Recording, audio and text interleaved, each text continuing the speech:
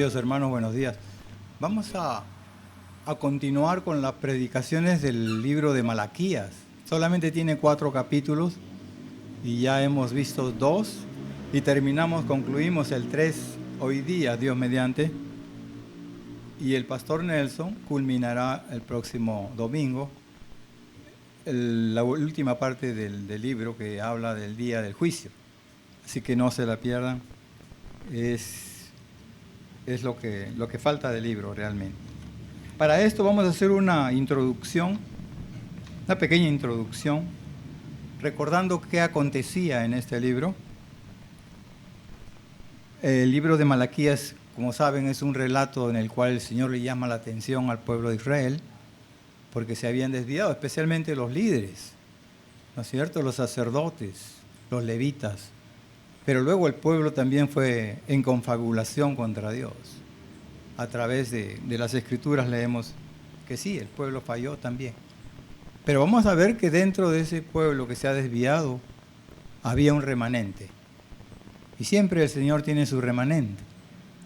No todos pueden estar contra Dios. Él se guarda un grupito que lo busca, lo ama, lo quiere, a pesar de la desobediencia, ¿no?, de los líderes, más que todo, y también del pueblo en general. Por ejemplo, tenemos en Malaquías 1:8, y cuando ofrecéis el animal ciego para el sacrificio no es malo, asimismo cuando ofrecéis al cojo o al enfermo no es malo, preséntalo pues a tu príncipe. ¿Acaso se agradará de ti o le serás acepto? Dice Jehová de los ejércitos. O sea, ofrecían sacrificios defectuosos para Dios, que había ordenado otra cosa. También Malaquías 2:2 dice, si no oyereis y si no decidís de corazón dar gloria a mi nombre, ha dicho Jehová de los ejércitos, enviaré maldición sobre vosotros y maldeciré vuestras bendiciones, y aún las he maldecido porque no os habéis decidido de corazón. O sea que ellos titubeaban y Dios pronuncia juicios, ¿no?, estrictos a estos culpables. También podemos ver en Malaquías 2:8, mas vosotros os habéis apartado del camino, hablando de los líderes, haber hecho tropezar a muchos en la ley. Habéis corrompido el pacto de Leví, dice Jehová de los ejércitos. Esto nos habla de enseñanza del error, o sea, de la escritura, pero de una mala manera, mala doctrina. Eso es lo que estaban haciendo ellos.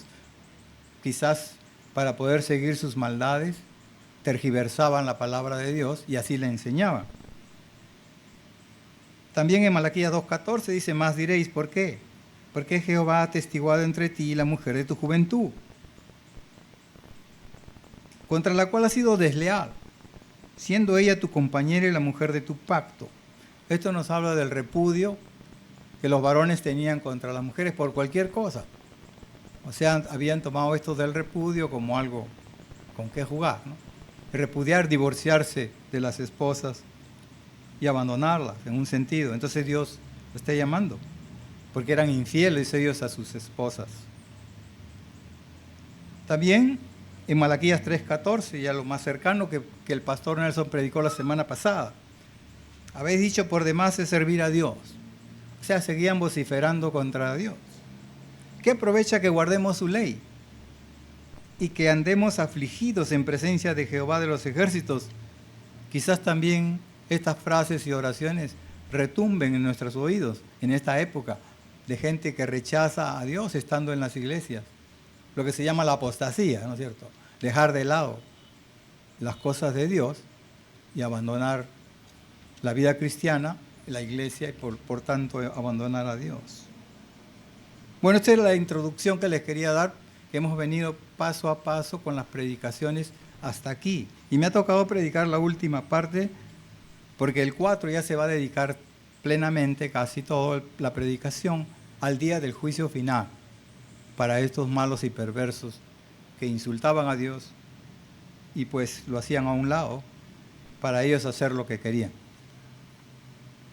El versículo 16 de Malaquías, capítulo 3, dice, entonces los que temían a Jehová hablaron cada uno a su compañero. Este es el remanente de que estamos hablando. Aparte de los insultos, ¿no?, que vienen del versículo 13, 14 y 15, hay un remanente que está buscando a Dios y que siempre lo ha buscado.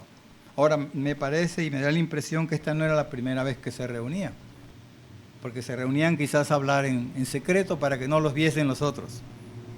Quizás, muy probable, ¿no? Pero cuando los hermanos vienen en fe y armonía a hablar de la palabra de Dios juntos, cantar cantos, leer la palabra, predicar la palabra, exhortarnos los unos a los otros, esa es una manera de crecer.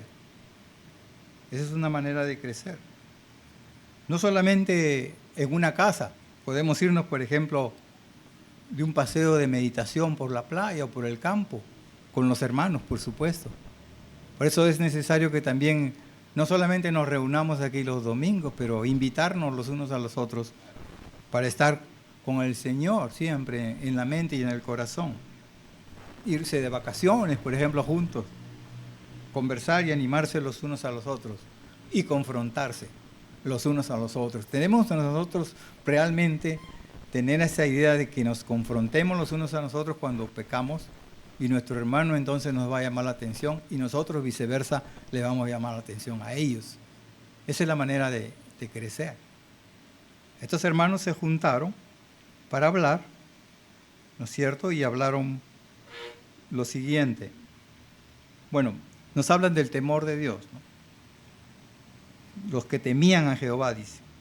Vamos a hablar de esto del temor de Jehová.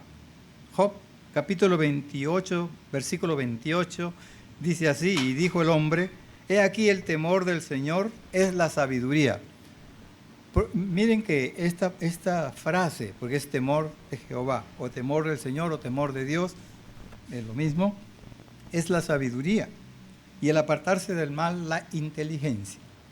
Ahora, aquí debemos explicar un poquito esta palabra temor. Temor sabemos que es sinónimo de terror, miedo, angustia, o tener temor a algo, a los asaltantes, no sé, al terremoto. Esos son miedos que nosotros tenemos de alguna cosa.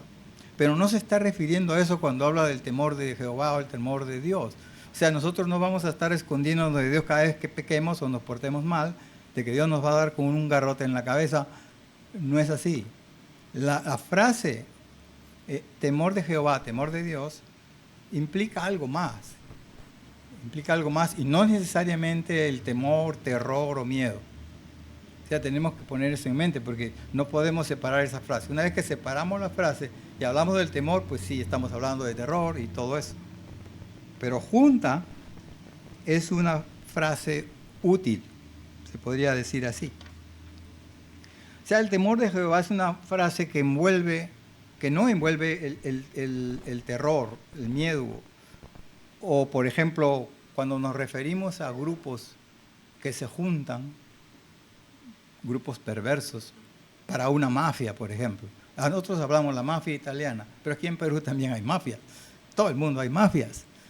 Esas personas se juntan para delinquir, para cometer actos indebidos, para vivir gratis, para vivir de los otros. Los malos se reúnen, las pandillas, los injertos de aquí, los injertos de allá. Ellos están pensando todo el día en el mal, de hacer el mal.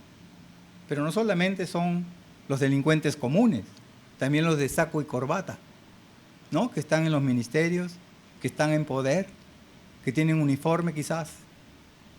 O sea, también hay ese tipo de delincuencia. Y en las iglesias también los hay. Podemos decir el prevaricato, ¿no es cierto? O sea que hay maldad en todas partes. Entonces el temor de Jehová, hay un versículo que nos va a decir precisamente lo que es. Es el Salmo 34, versículos 11 al 14, dice así: venid hijos, oídme, el temor de Jehová os enseñaré. Miren la frase completa, ¿no? ¿Quién es el hombre que desea vida, que desea muchos días para ver el bien? Los consejos: guarda tu lengua del mal. O sea, no hablar cosas malas y perversas, malas palabras, murmurar de alguien, hablar a la espalda de alguien, chismear. Todo eso es frenar la lengua y la boca. Y tus labios de hablar engaño, la mentira. El padre de la mentira es Satanás. Apártate del mal y haz el bien. Busca la paz y síguela. Tenemos que buscar siempre la paz y seguirla. O sea, no vamos a entrar como en el grupo de los años pasados llamados pietistas, yo creo que hasta ahora existen, que no quieren saber nada con la violencia ni las guerras. No estamos hablando de eso, porque Dios ha puesto autoridades, policías y militares para refrenar, porque ellos trabajan para Él, no son cristianos. Pueden ser musulmanes, pueden ser budistas, pueden ser cristianos. Pero una vez que ellos firman un papelito y se ponen un uniforme, le están diciendo a Dios indirectamente que van a trabajar para Él, porque van a luchar el bien contra el mal. Pero sin embargo no lo vemos así. Eso es lo que tenemos que tener cuidado cuando dice, busca la paz y síguela, ¿sí? Hay que hacerlo individualmente, cuando tengamos los individuos. Pero esta gente que les digo, que tienen autoridad y llevan la espada, Romanos 14, acuérdense de eso, ellos tienen la autoridad y Dios los ha puesto como autoridad. Ahora que se porten mal y hagan las cosas al revés, se la van a ver con Dios y también con la sociedad. Pero todos ellos tienen que trabajar para Dios. Pero miren cómo estos versículos del Salmo 34 nos dice qué es realmente el temor de Dios. Guarda tu lengua del mal, tus labios no hablen engaño ni mentira, apártate del mal, todo tipo de mal. Haz el bien a todos, no solamente a los hermanos, a los vecinos, a los que no son creyentes. Y busca la paz y síguela. O sea, no ser violentos y luchar contra la gente sin ningún motivo. Salmo 111:10 dice, el principio de la sabiduría es el temor de Jehová, otra vez la frase. Buen entendimiento tienen todos los que practican sus mandamientos. Su loor permanece para siempre. Bueno, hemos visto la primera parte del versículo 16. Vamos a ver la segunda. Dice, y Jehová escuchó y oyó. Dios está siempre atento a nuestras oraciones y peticiones. Hemos leído en la confesión de fe, ¿no es cierto?, la segunda parte del Padre Nuestro. Porque lo que se está viendo ahí es el Padre Nuestro que está en la Biblia, lógicamente. Entonces, ¿qué es lo que quiere decir cada frase de esa? No repetirlas como antes, ¿no? Cuando te castigaban 10 Padres Nuestros, 5 Padres Nuestros o 20, no sé, si te portabas mal en la iglesia romana. Pero no, es tener cuidado de cada frase y pedirle a Dios con justicia lo que necesitamos. Hoy día nos tocó venga tu reina, por supuesto. Tenemos que buscar, decirle a Dios que venga su reino ya. El mundo se corrompe cada vez más. Bueno, es lo que tenemos que hacer, oraciones y peticiones. Y Dios nos está escuchando. Dios oye a sus hijos, siempre los oye, pero no así a los impíos. La única oración de los impíos que Dios oye es la de arrepentimiento para salvación. Claro, Dios oye todas las oraciones, pero cuando decimos que oye es que no actúa en favor de ellos muchas veces, y a veces lo hace. Pero Él está en Él, en su naturaleza, como Dios, como santo. Y Jehová escuchó y oyó con atención. El Proverbio 15:29 dice, Jehová está lejos de los impíos, pero Él oye la oración de los justos. O sea que nunca paremos de orar, de pedirle a Dios y de juntarnos entre hermanos para orar juntos. Luego, la tercera parte del versículo dice, y fue escrito libro de memoria delante de Él para los que temen a Jehová. Habla de un libro de memoria. Primeramente, nosotros, aquí se está usando una terminología que los teólogos, los comentaristas llaman antropomorfa. ¿Qué significa esto? La palabra antropomorfa es de dos palabras griegas. Antropos, que significa hombre, ¿no es cierto? Y morfe es forma, y tiene otros significados también. Entonces, lo que está hablando ahí la palabra de Dios con un libro de memorias es realmente algo que el hombre pueda entender. Hay muchos pasajes así que Dios nos habla por cosas figuradas, como metáforas o alegorías, es para que nosotros entendamos verdaderamente y lo pongamos en nuestro corazón y lo llevemos a cabo. Pero esto del libro de memorias, pues en el cielo no creo que haya una biblioteca como tenemos aquí, de libros, el libro de la vida por aquí. porque todo es espiritual allá, ¿no es cierto? Entonces no tenemos cosas materiales ahí. Es más, nosotros no podemos entrar con este cuerpo al cielo, por eso vamos a ser transformados, porque no vamos a poder entrar. Algo material no puede entrar allí. El libro de memorias, en ese tiempo, lo usaban algunos reyes. Por ejemplo, aquí tenemos unos versículos.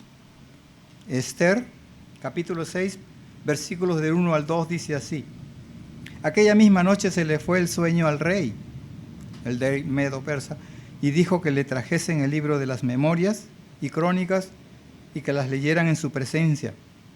Entonces hallaron escritos que Mardoqueo había denunciado el complot de Bigtán y de Teres, 12 eunucos del rey, de la guardia de la puerta, que habían procurado poner mano al rey Asuero. Eso está en el libro de Esther, capítulo 6. O sea que este rey guardaba un libro de memorias, no se acordaba realmente de qué habían hecho Mardoqueo. Y Mardoqueo fue el que le dijo a Esther, para que se lo diga al rey, que lo quieren matar. Entonces lo bendijo después Asuero, el rey Asuero, a Mardoqueo, y luego también a Esther, ¿no es cierto? Esa es la historia, pero tenía un libro de memorias. Ahora, Dios no necesita libro de memorias porque Él tiene una gran memoria que nosotros no podemos entenderla. Él graba todo y los tiene, pero las cosas buenas, el servicio que le damos a Dios, eso lo toma en cuenta. Y en el día del juicio, porque nosotros también vamos a ser juzgados, no para castigo de ir al infierno, lógicamente, pero vamos a ser juzgados por nuestras obras, si fueron de hojarascas, de paja, o fueron de joyas, piedras preciosas o de oro, que tengan un valor.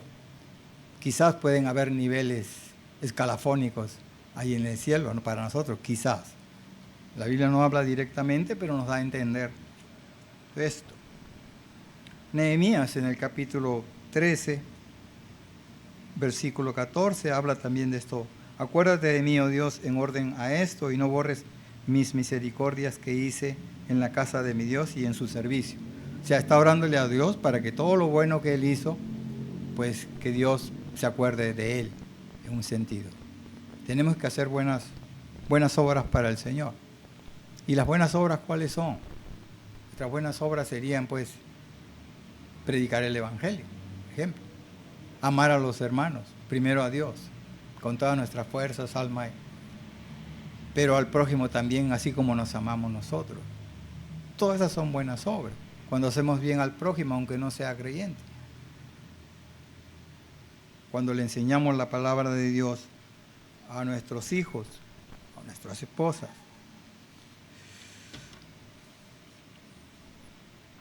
Vamos a leer ahora algo relativo en Génesis capítulo 6, versículo 5.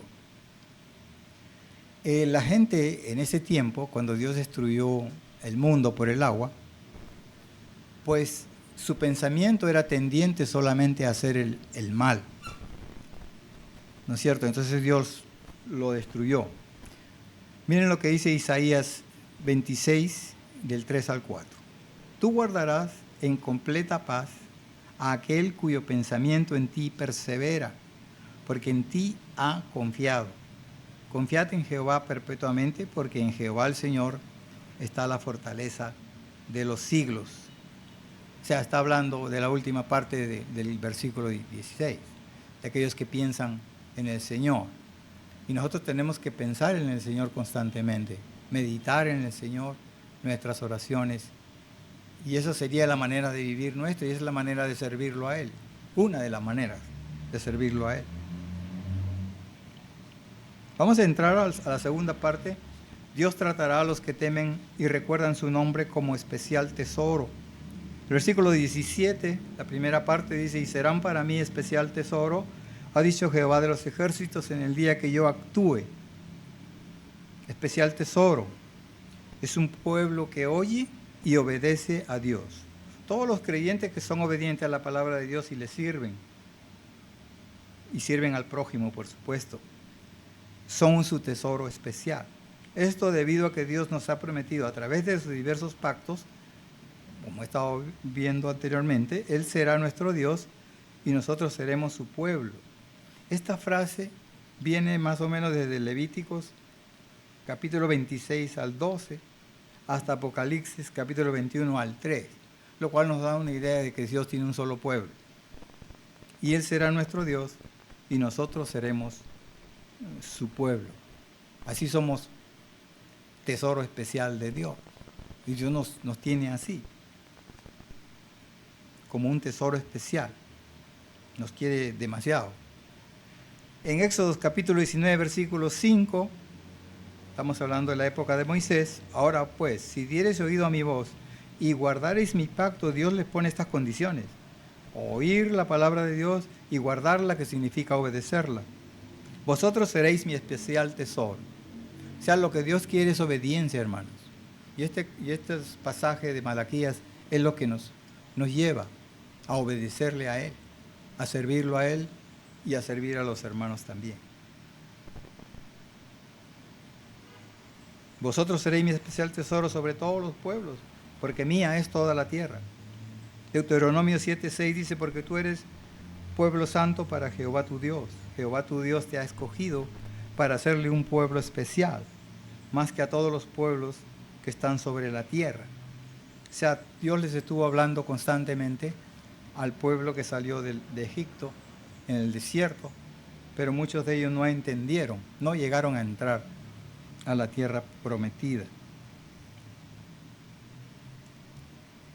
La otra parte aparte del tesoro dice, ha dicho Jehová de los ejércitos en el día en que yo actúe. Esta palabra que yo actúe, los comentaristas y teólogos lo ponen como el día del Señor. El día del Señor, por ejemplo, vamos a tomar un poquito el pasaje del hermano Nelson, por ejemplo, en el capítulo 4, versículo 3 dice, hollaréis a los malos, los cuales serán ceniza bajo las plantas de vuestros pies en el día en que yo actúe. Vuelve a repetir Malaquías la misma frase. Ha dicho Jehová de los ejércitos. La forma de actuar de Dios es el juicio final, y especialmente contra los malos. Pero también, como les digo, nos va a juzgar a nosotros. El día del juicio de Dios, el cual será su segunda venida. Eso lo va a explicar el hermano la otra semana.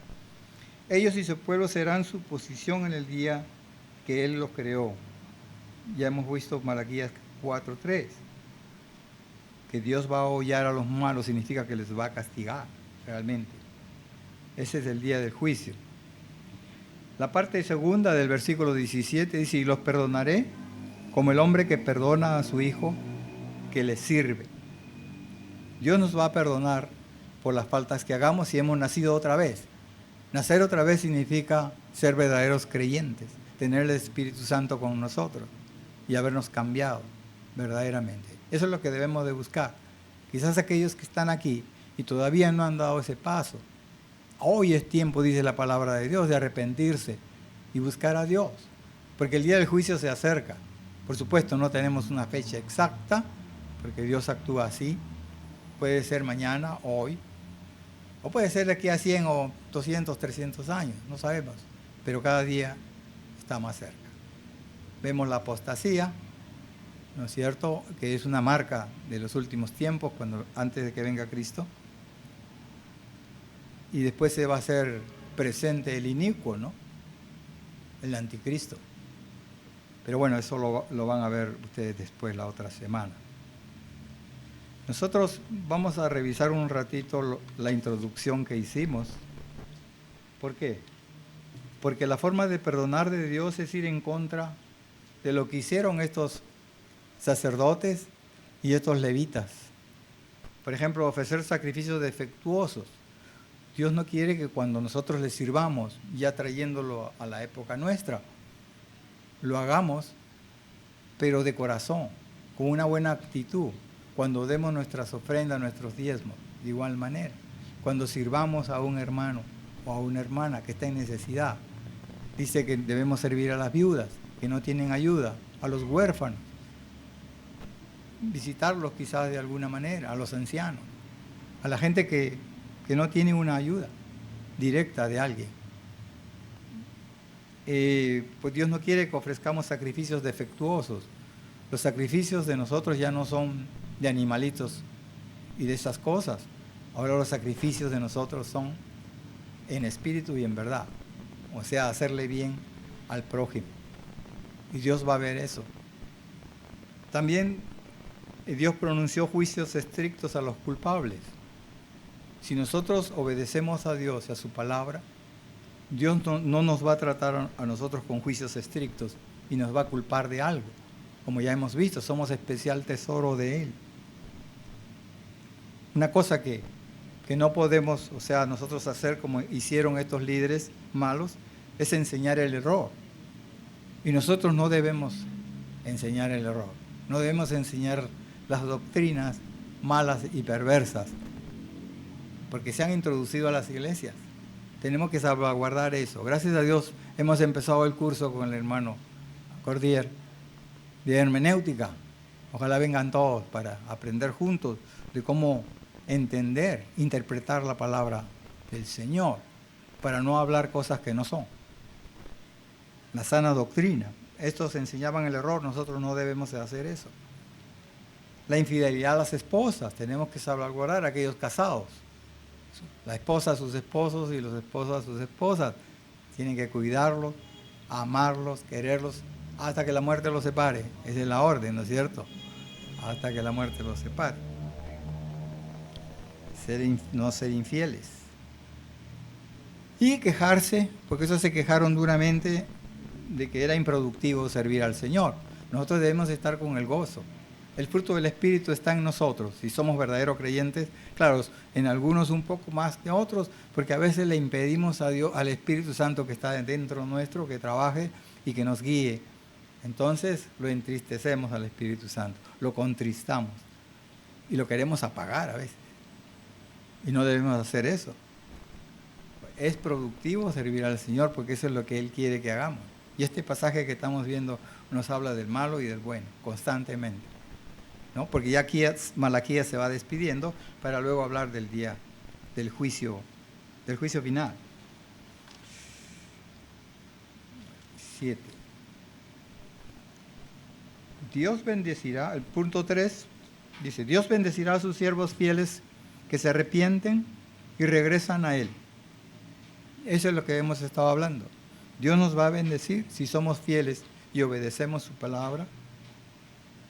Y aquellos que han fallado por A o B motivos, pues Dios los va a reconciliar si se arrepienten con Él y regresan a Él. Es lo que Dios quiere. Si te has desviado, pues Dios te llama a la reconciliación nuevamente con Él, para que no te traiga pues de una manera que no te debe traer, a la fuerza. Porque si somos hijos tenemos que ser verdaderamente obedientes a Él. El versículo 18 dice, entonces os volveréis y discerniréis la diferencia entre el justo y el malo, entre el que sirve a Dios y el que no sirve. ¿Se dan cuenta? Dios cuenta bastante con el servicio. Y el servicio le pertenece a Él, el servicio en esta iglesia. La palabra doulos, que es griega, significa no solamente siervo, significa esclavo. Pero esclavos de un ser superior, bueno, bondadoso, santo, puro, lleno de amor. O sea, no es un dueño que nos va a hacer el mal. Pero también esa palabra se traduce esclavo. Hermano, nosotros pertenecemos a Cristo y no podemos irnos de Él si somos de Él. Si tratamos de jugar a dos aguas, de estar en el mundo con un pie y con el otro fuera de Él, al otro lado, pues no vamos a hacer una vida como Dios quiere. No la vamos a poder hacer porque Dios quiere que le obedezcamos y trabajemos para Él en espíritu y en verdad. A Dios no lo vamos a engañar, ¿no es cierto? No podemos burlarnos de Él, porque todo lo que sembramos vamos a recoger.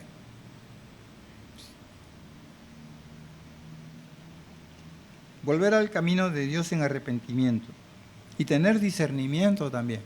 Cuando tú aprendes la palabra de Dios la interpretas y la entiendes, entonces tú vas a tener discernimiento para conocer espíritus malos, ¿no? De personas que están hablando las cosas que no son. Cuando escuches una predicación, vas a discernir, vas a decir, no, esto no está bien. Es más, yo pienso que cada vez que predica alguien en este púlpito, al final los que tienen alguna duda deben venir a preguntarle algo que dijeron que no es verdad o que no lo predicaron bien. ¿Por qué? Porque son como los hermanos de Berea, ¿es cierto? Chequeando la escritura si está conforme a lo que el predicador está diciendo. Es lo que debemos hacer. Discernimiento. Tenemos que buscar discernimiento. Lo que es malo y bueno. Los que verdaderamente obedecen a Dios, buscarlos a ellos, juntarnos con ellos, están yendo por el camino de obediencia y no juntarnos los que nos quieren sacar del camino, nos quieren empujar y jalar. Hay que orar por ellos. Hay un par de versículos en Isaías, capítulo 3, versículo 11. Vamos a ver, lo tengo aquí, Isaías.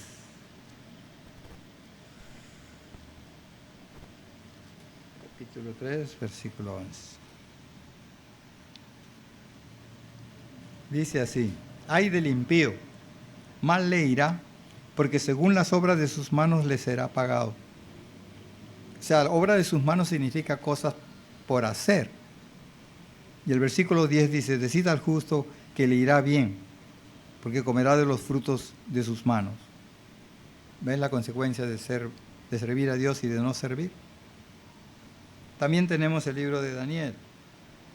Capítulo 12, versículos del 1 al 3, dice así: en aquel tiempo se levantará Miguel, el gran príncipe que está de parte de los hijos de tu pueblo, y será tiempo de angustia, cual nunca fue desde que hubo gente hasta entonces. Pero en aquel tiempo será librado tu pueblo, todos los que se hallen inscritos en el libro de la vida. Muchos de los que duermen en el polvo de la tierra serán despertados, la resurrección. Unos para vida eterna y otros para vergüenza y confusión perpetua. Hermanos, tenemos que volvernos al Señor si hemos fallado, arrepintiéndonos. Verdaderamente es lo que Él quiere que hagamos. Ser testigo de Cristo es parte de la obediencia a Dios. Amar a Dios y a su prójimo, predicar y enseñar la sana doctrina, los necesitados y enfermos visitarlos, y tener el temor de Dios, que es apartarse del mal y seguir el bien. Apartarnos de toda clase de mal. Vamos a ir al juicio que tenemos nosotros, que está en 2 Corintios capítulo 5, versículos 10.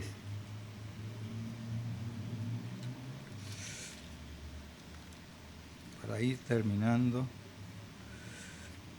Dice así la palabra de Dios, 2 Corintios capítulo 5, versículo 10, porque es necesario que todos nosotros comparezcamos ante el tribunal de Cristo, para que cada uno reciba según lo que haya hecho mientras estaba en el cuerpo, sea bueno o sea malo. Eso es lo que vamos a pasar nosotros, pero no para irse al infierno, ni al lago de fuego, por supuesto. Para estar con Él para siempre, pero quizás nos va a hacer recordar lo que hicimos mal y lo que hicimos bien. Pero vamos a tener un juicio, el juicio del tribunal de Cristo le llaman, ¿no? Porque el juicio del trono blanco que está en Apocalipsis 20 es más para no creyentes que para creyentes. Hermanos, hemos estado hablando aquí de este libro del Malaquías, largo y tendido. Nos hemos ido al Antiguo Testamento, al Nuevo. Pero en medio de todo esto está la persona de Jesucristo. Él es el Dios que se hizo hombre.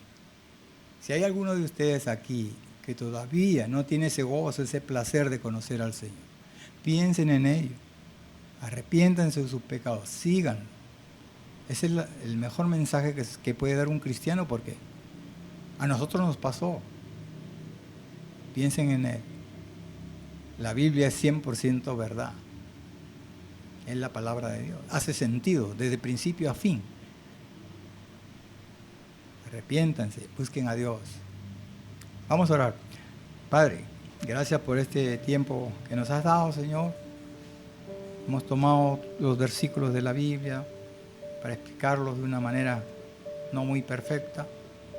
Te pido por mis hermanos, Señor, de lo que han captado, que lo pongan, Señor, en obras, en sus vidas, que ayuden a sus familias, que se ayuden ellos mismos para que tengan una vida mejor, llena del fruto del Espíritu Santo. Bendícenos, Señor, porque continuamos adorándote. En el nombre de Cristo Jesús. Amén.